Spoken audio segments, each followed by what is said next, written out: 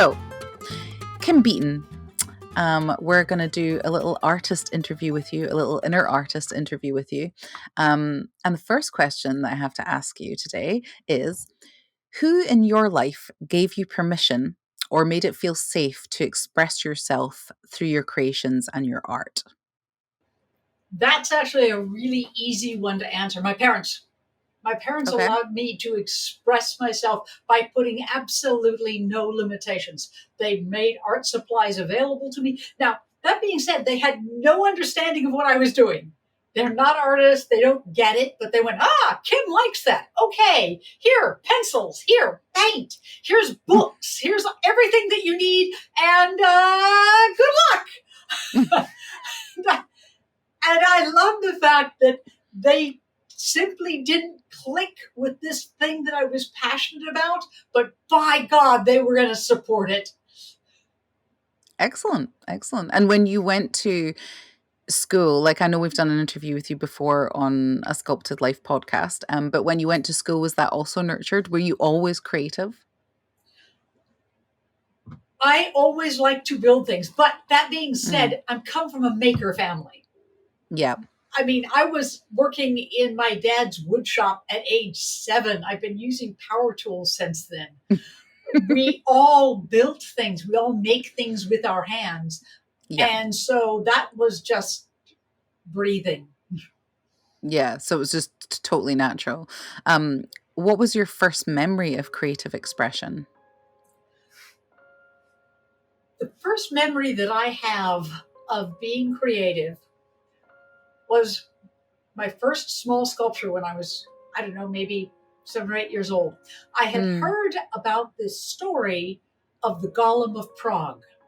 The Jews had created this big, huge ceramic fired golem that could protect the Jews. And I thought, oh my God, if I make a little golem this big, it'll come to life. Oh, it would be so awesome to have a little tiny golem I could take if everyone, I would have a friend. It would be so neat. So, and I thought that if you just did it and you built it and you threw your love into it, that of course it would come to life just like in the story. Yeah. And did it? In your imagination. I posted a lot, put it on the shelf, sat next to a cup of coffee. It didn't come to life, but I went, oh, I get it. I can make this. Yeah. And do you still have it?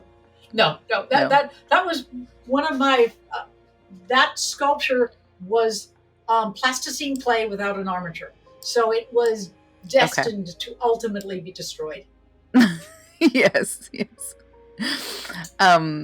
And how did it become something you were passionate about? I mean, even when you were talking about him there, it sounds as if you were really passionate then, but how did it become something you were passionate about later on? Because I know that you had a foray into different types of careers before you finally got back into sculpting. So tell me a little bit about that. How did I start to roll creativity into my life? Is that the question? Yeah. How did it become something you were passionate about? I absolutely love all those mythos. My mom had a book this big. It was like the mythos of the world, whether Greek, Italian, Chinese, Indian myths, all these great stories. They fascinated me because they were more than the humble small town of 1,000 people in the backwoods of Montana. There were rocks, there were trees. My God, there was so much scenery. But then there were epic battles. There were stories. There were monsters. There was something else more interesting going on somewhere else in the world than where I was at. And I was interested in reading about that. And that's where it came from, is I fascinated by myth, storytelling, the classics, and even the obscure. Yeah. And you can see that in your sculpture work even today, in your 60s. You see that even now, it's like, it's amazing. What does the purpose of creating mean to you? the purpose behind creativity is that's the purpose that I give to my entire existence.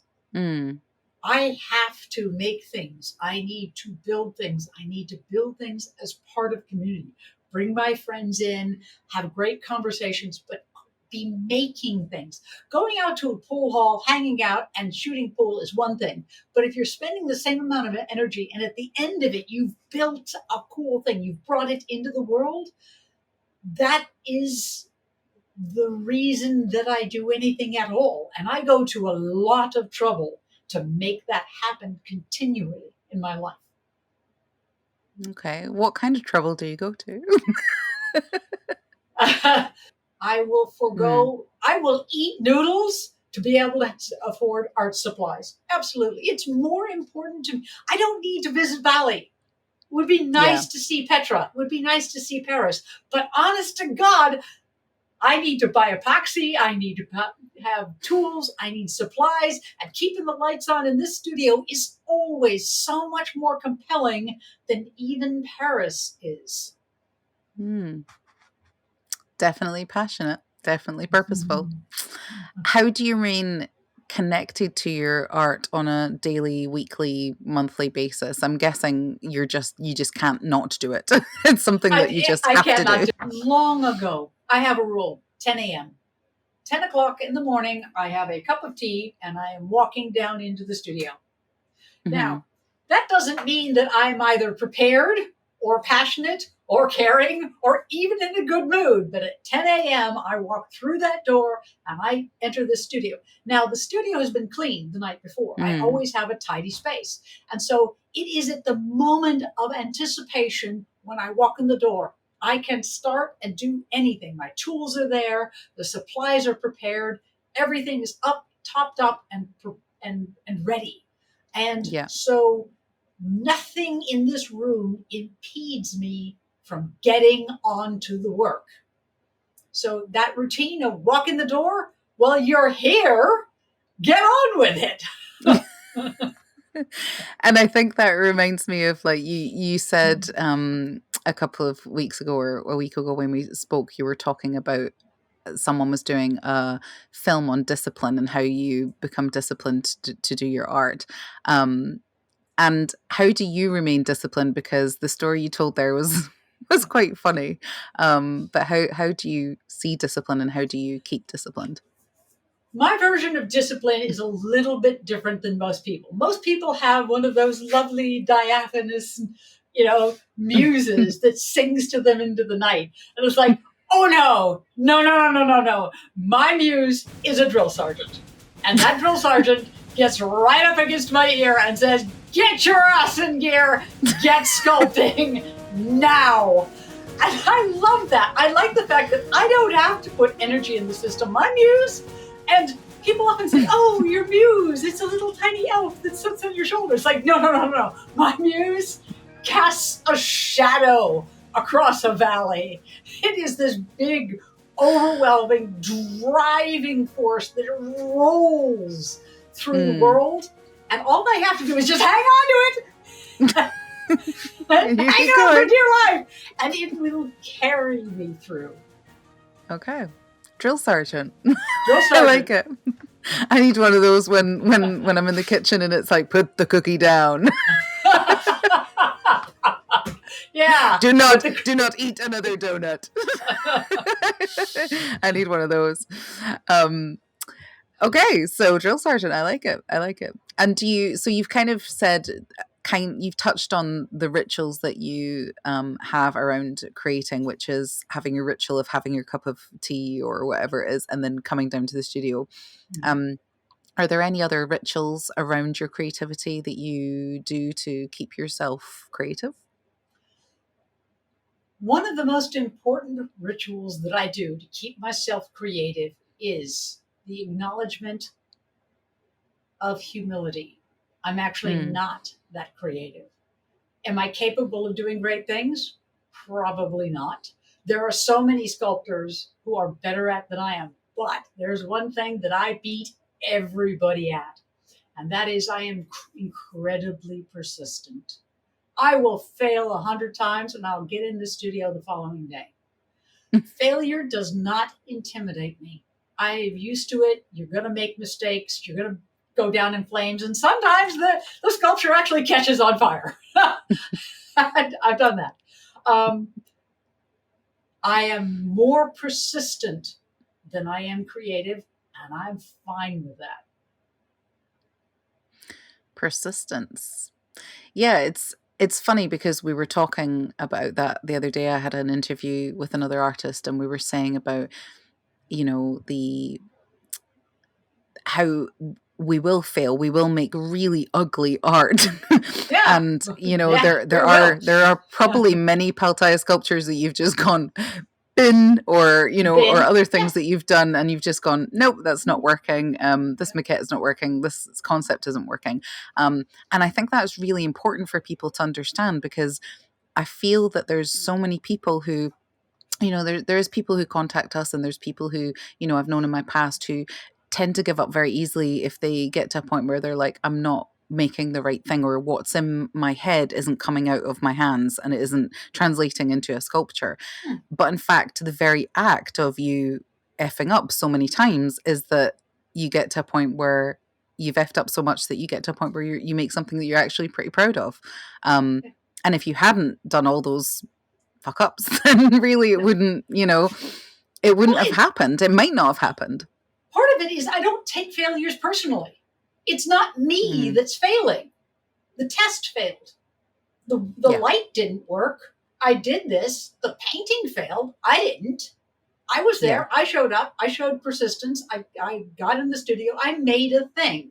Is it any good? Well, didn't work. Okay. It's it's a failure, but it's not necessarily mine. Yeah. I And like that a way of. really a good way of putting it, and this is a quote from Richard Taylor. Um, what is success? It's throwing yourself at failure and missing. Mm, nice. Yeah, that's definitely a quotable thing. Um, if you would like to join an online art community with a difference, then consider looking at the description box below. We are opening up an online art portal with a difference. So if you would like to ignite, elevate, and explode your creativity and work on your inner artist as well, with lots of coaching and mindfulness tips and all good things like that, then have a look below and register your interest with us today. We hope you enjoy the rest of the interview. What legacy do you wish to leave behind when it comes to your art? Now, I know we've talked about legacies a lot in the past, and how, your legacy is that you want to leave teachings available for people to learn from forever, which is kind of the reason why we're doing artful awareness in many ways, is to, we're both getting older. We both want to leave a legacy behind. So what is your legacy when it comes to your art? I have two pieces that I'm particularly proud of. One is the tree troll, Mm-hmm. the sculpture of my father. I am particularly proud of that. It has been viewed as of 2016 24 billion times on the internet. Wow. The world has seen it. My father exists. That image of my father exists digitally in a way that more people in the world would have seen it than actually making it a permanent sculpture. It's in the world and it will be recognized for a long time. The other one is Grandpa Dragon. To be able to build a 3-ton sculpture just for the fun of it is an accomplishment. And it was a Yeah. good piece, and there were 40 people who helped me build it. That's a legacy. Yeah. Teaching, and teaching not only how do you sculpt, but how do you bring people together to make even bigger, more amazing pieces. That will be my legacy by the time this is all done. And what are your core beliefs around creativity when it comes to someone, if they're saying, oh, I'm not creative, or what are your core beliefs around creativity? My core beliefs around creativity is that creativity is important, but it's more important to have a stable routine and persistence and diligence. Just get into the studio, do it every day, because there's an old saying, it's easier to turn the wheels on a car if the car is moving. If you're just in the process of doing it, humming in your brain, sketching on something, then creativity will flow from that action. Nobody has one of those flashes of inspiration, runs across and grabs a piece of paper and starts scribbling. No, they had the paper and pencil in their hands to begin with. It's the Yeah. discipline of having your environment prepared for creativity and then go and inhabit it. And that's something that we'll go over in the Artful Awareness portal, is how you set up your studio for success as well, how you actually find that discipline to get down there. And a lot of that is how you've set up your studio. It's all ready to go. Now, if someone doesn't have a studio, that's how to set up a space. It's like I teach mindfulness, and some people are like, I don't have a quiet place, but actually setting up some little space in your house for contemplation or prayer or whatever it is you are into, is actually the first step, because there's somewhere where you can go to connect back in with yourself on a daily, weekly, monthly basis, whatever it is you do. And I think it's the same with, even if you have to take down your space every day. Like I'd love to do more sculpting, but I live in a small space and, it would make a mess, but I still can take out a table and set it up if I really, really want to. I'd just have to be a bit more disciplined to do that and a bit more motivated. What gives you the self-belief to keep creating? I mean, I guess you've had lots and lots of feedback over the years from people like, Richard Taylor and all the great sculptors, but what is it that keeps your self-belief going? Okay. There's several questions inherent in that. How did I get it? Or how do I maintain it? How do I maintain it? I've been doing it for 30 years. At this point, it's just, it rolls from one day to the next, to the next, to the next. It never stops. This is part of a stream that is flowing to the ocean. It might linger for a while in a lake, but it is always moving forward. I don't have to. Ever heard the term spin the wheel? Mm-hmm. If you've got a big, heavy wheel, it takes a lot to just get that energy and move that wheel once. But then you let go, and it's already got a little moment. Pick it up a little bit, move it again, and eventually you can start spinning that wheel up till the point it only just takes a finger tap to maintain that volume. Well, I'm at that point. Yeah. It takes a whisper of effort, but there is a mountain of spinning that wheel up. Years of the discipline. And a lot of it, like you said, it's the space. In order to do artwork, I walk in a room, I have a door, click, I open the door, I'm ready. You, in your mind for yoga, you have to open a space in your mind and prepare to be in that space. And it's that routine of preparing your mind for that space. Who or what continues to inspire you? Who or what inspires me? Well, that's an easy question. Mm-hmm. I walk outside this door and there are clouds in the skies. There are birds singing, there are people walking, there are things that I have to do. The world itself is vast and clamorous, and it's active, and it's swirling in front of you. Part of creativity is simply reaching up and choosing what piece of the world that's being presented to you on this endless buffet that you want to consume. Whether it's the shape of a cloud, a piece of music you've heard, it's being open to that vast calamity of action and saying, I want to do that.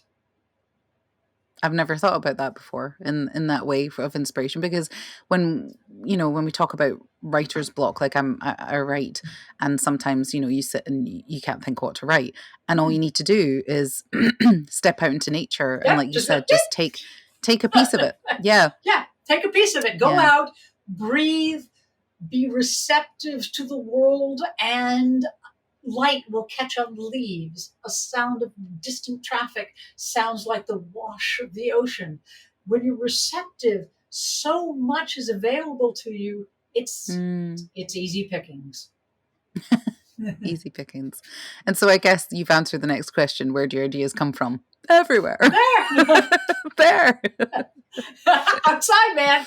I live in a gorgeous city. I am surrounded by excellent people. I miss Wellington. Yeah. Wellington is beautiful. There is so much going on that it's that moment of selection. It's a buffet. What do you like the most? Do you like the glint of light on water, or am I inspired by a dog walking by and that rippling energy of anatomy and the preciseness of its steps? It's choosing which one, and that's a bit of work. Yeah, there's almost too much smorgasbord to choose from. Um, Yes. can you suggest 3 things to anyone who's listening who might be struggling to connect to their creativity, or what they could do to motivate themselves to create? I mean, and you've already mentioned quite a few things, but if there was 3 things that you could kind of leave people with, what would that be? If I was going to suggest 3 things for people to do, first and foremost, get yourself a little tiny notebook, little ring bound notebook, paper, Yeah. pencil, carry it everywhere.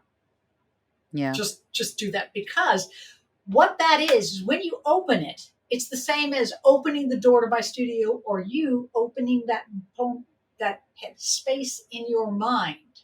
Mhm. The action of opening that is a routine. Yeah. It's a meditation. And if you have to go hunting for a pencil to be creative, you're losing the opportunity's knocking and you're ignoring her. Stop doing Yeah. that. Be prepared to receive inspiration. Yeah. Okay. 2, Nice. get outside. Man, it's Mhm. beautiful out there. Recognize that the world is offering you its services. Listen to it. 3, never do it alone. This idea of the lone artist suffering in their studios is soul destroying. Don't do it. You should be talking with other people, engaging, finding out what they're doing, showing you artwork, having someone else offer you some additional momentum so that they Mm. can help you spin that wheel too. Yes. Yes. And I think that's why I so want to create a community with you, because there'll be a space Yeah. for people to share their Mhm. their their work and ask questions, and we'll be there to help them every step of the way. And I think, yeah, just all the answers you've given have really inspired me, so I hope that other people find them inspirational. I'm sure they will. But yeah, thank you for thinking deeply about those questions. And some of them, I guess, they're just part of you, so it's easy to Yeah. answer. But yeah, thank you, it's very inspiring. You're welcome, Yvonne. This was fun. Yeah.